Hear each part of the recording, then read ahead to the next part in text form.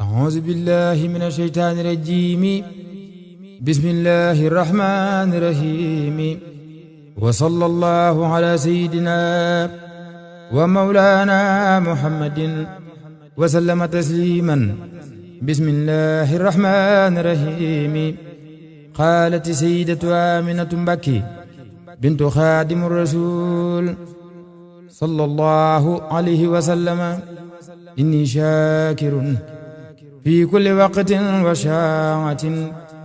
إلى شيخنا موم كي حجائب جهادنا إني شاكر في كل وقت وشاعة إلى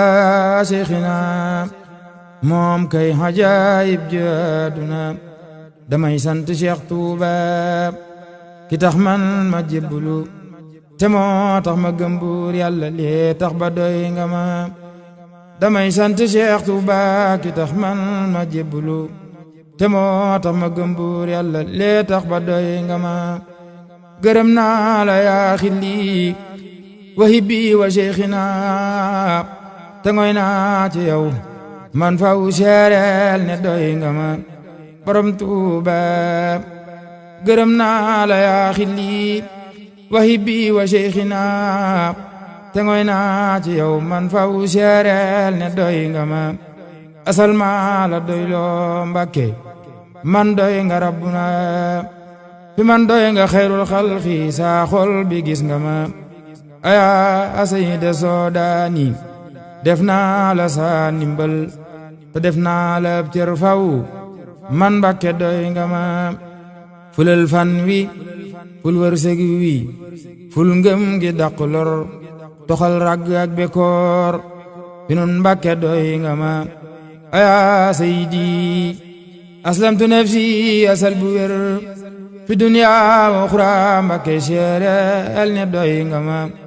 aya sayidi aslamtu nafsi asal bu wér fi dunya wa uxra Mbàkke seereel ne doy nga ma fegal gémmiñ ak bët ak yeneen yépp yaa ko man te dàkkul ma seytaaneek mbiram yépp doy nga ma ayaa xaadimal muxtaar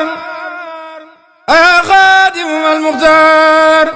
ayaa xaadimal muxtaar def naa la saa wéetal huna waxadan la wax asal Mbàkke doy nga ma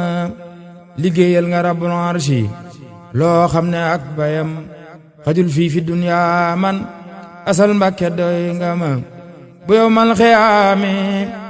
rabbuna jóg taxaw di fay ku dul yow du yow foofe asal Mbàkke doy nga ma borom Tuuba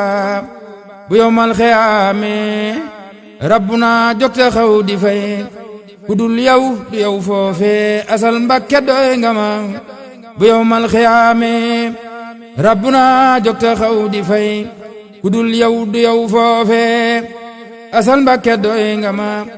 yaa sayyida saadaati yaa sayyidal wara yaa xayru xalqullaahi man Mbàkke doy nga ma yaa sayyidi aslamtu nafsi te wekk naa la saa mbiri fi daarayni man Mbàkke doy nga ma te billahi man giñ naa ni mooy naa ci ahmada te mooy xayru xalqullaahi billahi doy nga ma borom Tuuba billahi doy nga ma te billahi man giñ naa ni mooy naa ci ahmada te mooy xayru xalqullaahi billahi doy nga ma te mbooleem la rabbul arshi bindoon ci àdduna sa jëf rekk a fi dox Mbàkke billahi doy nga ma te mbooleem la rabbul arshi bindoon ci àdduna sa jëf rekk a fi dox Mbàkke billahi doy nga ma wa yaqlaqu ma la taxlamoona la Yàlla wax asal yaa di saa rabbal wara mante doy nga ma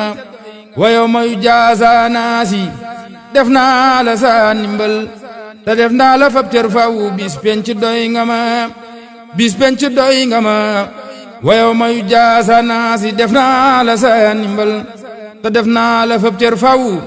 bis penc doy nga ma te rabbul wara kat moo la jox kun bu wér asal ku koy sikki sàkkaareere mbootam ku tedd ka te rabbul waraakat moo la jox kun bu wér asal ku koy sikki sàkkaareere mbootam ku tedd ka ku xam géej gi nim tollook limub suuf si sax du tax